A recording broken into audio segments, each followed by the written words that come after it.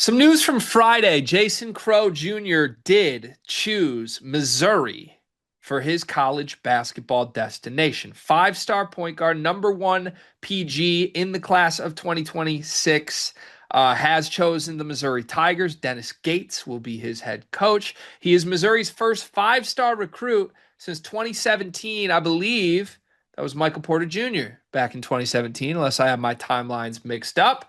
But Jason Crowe, long rumored to be a Kentucky commitment one day, given the familial ties with Jason Hart on staff at Kentucky, a guy that Jason Crowe Jr. refers to as his uncle, ultimately chooses Missouri over Kentucky, USC, and others. You've already gotten a lot of thoughts on record on Jason Crowe Jr. through the years, but maybe this will be your last time before he actually puts on a college uniform to get some bars off about Jason Crowe. What are your thoughts on his decision to attend Missouri? Can we start calling this kid a point guard to start? You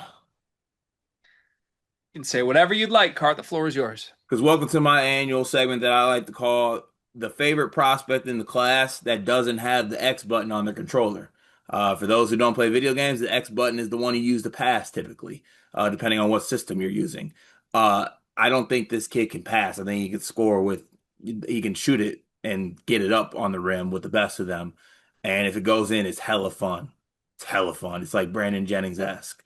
When it doesn't go in, not as fun because he doesn't really do much else. But if you're Missouri, you flex your muscle here. You just beat out Kentucky for a recruit. If you're Kentucky, you save the cell phone plan that you use for recruiting and you use those minutes on the better guards in the class that you're after. And everyone goes their separate ways, and we'll see Kentucky Missouri matchups this season and see how that goes on the basketball court. I'm sure that'll be a hostile environment wherever that game is going to be played. But I don't know. I don't want to come in here and always do the oh, you whiffed on a recruit. Oh, we didn't even want him thing. But if you're Kentucky, I truly believe that you're after better guards and you really don't have to lose sleep over losing Jason Crowe. Mm. Okay. Yeah, I think that's fair. I think this is where it's headed. I think we've gotten a lot of stuff on record on that already, right? As we've kind of accurately in real time discussed where this recruitment was headed. Let's just start with this. For anyone watching this, this is not a surprise if you listen to the latest buzz. I feel like we tried to allude to that without being super explicit because anytime there's a recruitment that's supposed to be family driven, you want to be careful with being misled. Sometimes those are the ones that are the most misleading. But everything anyone said behind the scenes for the last 2 weeks was like, yeah, he shut down every possibility other than Missouri. It's going to be Missouri. And no one really ever explained why. There is speculation that maybe Missouri is going to make a hire to someone on the staff that Jason Crowe Jr. wanted. I don't know who that's going to be. I don't know if that means Jason Hart's going to leave Kentucky or if there's other stuff going on. I don't know. I don't know if any of this is true. But I know that it was long rumored he was going to end up in Kentucky. And then late, it was like there's no schools of interest. It's just a done deal to Missouri. So I guess credit to Dennis Gates for getting this done. I will say from a Missouri perspective, Cart, this is huge, right? Like we're covering this very much from a Kentucky perspective because we talk a lot of Kentucky. We don't talk a lot of Missouri. But the bottom line is this is a program that doesn't have a five-star since 2017. It's 8 years ago. So even if you don't love Jason Crowe Jr., even if you don't think he has a pass button, you can't be choosy when you haven't signed a five-star in 8 years. So if they needed to pull some strings to get Jason Crowe Jr. to commit to Missouri and center everything around him, guess what? It was a great decision. And you're basically trying to go the Jeremiah Fears route of let's give this guy the keys. Hope he's a lottery pick, and we now have something to point to for future players that want to come be our next featured superstar guard. So I applaud Missouri for getting this done. I don't really know how they got this done. I'm sure there's something behind the scenes that we're going to see later. But I applaud Dennis Gates for whatever it needed, whatever it took to get this deal done. I think it was a good move. Um, you're right, though. If you're Kentucky, I don't think you're losing sleep about this at all, other than the surprising element of a guy that was long rumored to be yours not being yours. By the way, did you see what happened to the Oakland Soldiers at Peach Jam? Oh yeah, I saw it. You want to lay that out for the people? Because it was not the best showing for Tyron Stokes or Jason Crowe Jr. Wait, you're telling me that one of the best volume scorers in the class didn't actually turn the volume up, at least with the output part? It was just a lot of shooty shooty. Wasn't a lot of makey at Peach Jam. Yeah, but it doesn't matter though, G, because when you look at the top two scorers in EYBL, it's Jason Crowe Jr. and it's Tyron Stokes. This video is brought to you by NBA 2K Labs or maybe college football labs because the people behind 2K Labs have just built something awesome. CFBLabs.com has everything you need to play college football 26 even better. Cart, you've been playing the game, right? I have been, but I'm behind the eight ball, Gregory. There's a lot of people out there who got a little bit of edge on me, but the good folks over at 2K Labs got me covered. They got the playbooks I need, the plays, the head-to-head coaches, knowing some teams. Obviously, way too many college football teams. I need the inside edge here, and they got all different types of things to help me get that edge. Yeah, I jumped in and started playing Road to Glory over the weekend, and I ended up like a two-star recruit that did not get one snap in season one because I chose the wrong school with the wrong roster that was way too loaded. Had I known that CFBLabs.com exists, I would have made a much more wise decision in my Road to Glory mode. They've got teams, playbooks, coaches, team comparison tools. You can literally see every single play in the game, every player in the game, their rating, what they're good at, all in one consolidated place online to help you make the right choices and win more games in college football 26. CFBLabs.com. Go check it out. Yes, you're right. So, Windhorse me here. Two top scorers in the class, two top scorers in EYBL, went to Peach Jam and laid a shitty peach. I mean, they weren't awful. They had one game where they combined for like 50, and I don't know. I think they both were making in that game, but Got it.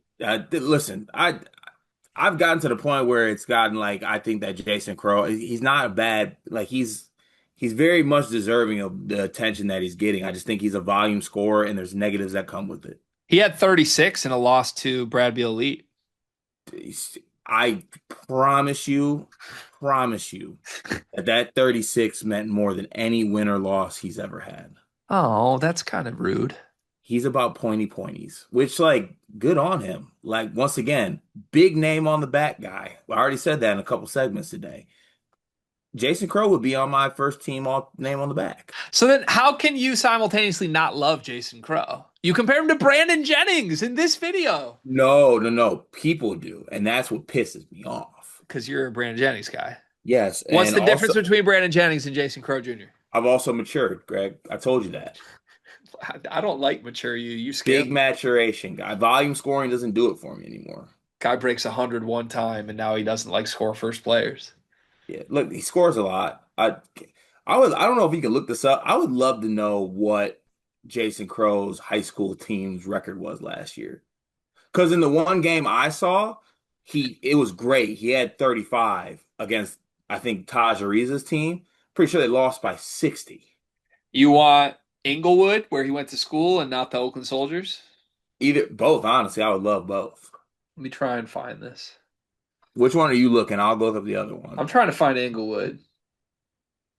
Inglewood High School basketball record. Any guesses what it is?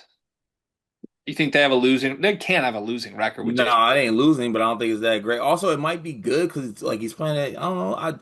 I've also seen some of the comp that he plays in high school. Let's just say it ain't no Chipotle Geico Nationals level stuff. Okay. All right, Cart. Cart, they went 26-7 last season, 7-0 in the league. Who else is in the league? I mean, okay, 2 years ago they were 13-12. I feel like you're really nitpicking here, man. I am nitpicking a little bit. I'll go ahead and what do they say in court? Erase that from the record. Okay, strike that. Yeah, Yeah. strike that. Objection. Yeah, strike that from the record. My client wants to just shoot the ball. What's it going to look like in Missouri? He's gonna be a prolific scorer, probably. He's gonna shoot like 34% from the field. That's crazy. That's so bad. He's going to be better than that. Is he? 34%, yes. I think SEC guard is gonna eat him alive. So you think this is going to just be a total failure? I think he's gonna be a high volume scorer on not a very good Missouri team. Granted, they are in for some other guys. Like I know they're very much in for guys like Tony Bryant, who I really like. So maybe they acquire some talent. But I think it's going to be very high value, high volume, good stat, bad team guy. I mean, if he shoots 34%, he can't get drafted. I don't think he's a draftable player. That's crazy, Cart. I don't think he's a, I don't think there is a need for 6'3", non-passing, non-defending volume scorers.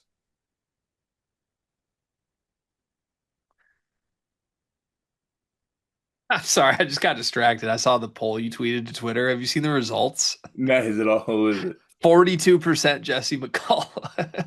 Who, by the way, isn't 7 feet tall?